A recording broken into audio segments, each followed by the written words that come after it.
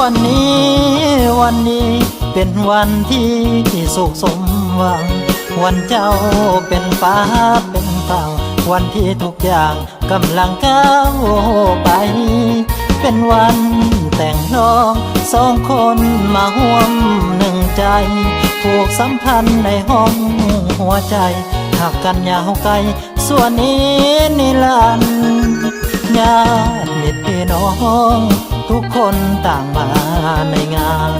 พร้อมทั้งเพื่อนฝูงเจ้านั้นต่างพร้อมกันให้คำอวยพรผู้เฒ่าผู้แก่พ่อแม่ร่วม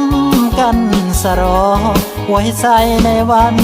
แต่งรองพร้อมกันหัวห้องมาเยอะควันมาเด้อมาเด้อมาเด้อควันควันไผ่ควันเคยมาสมเสยในวันวิวาให้จงมีสุขมั่งมีสมปรารถนาหากกันอย่าได้จากลาสองคนหมู่เจ้าของคู่บ่าวสาววันที่สองคนหนึ่งใจผิดพลาดกันเรื่องใ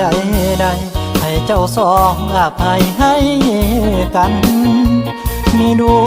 หญิงสายครอบครัวจะได้สุขสันต์สองคนหาเยินยาวมันให้อยู่คู่กันส่วนนี้รันดร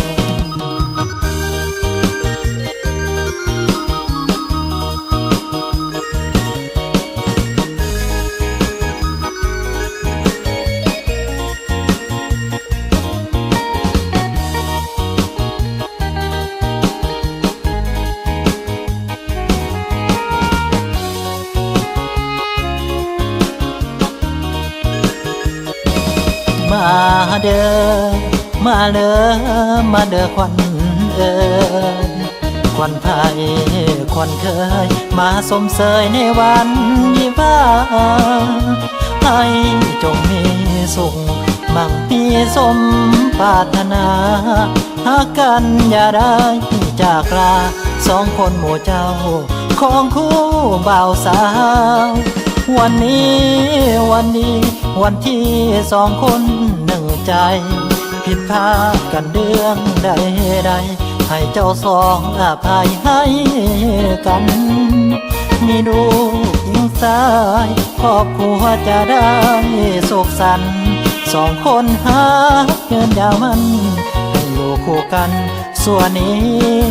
รันรอ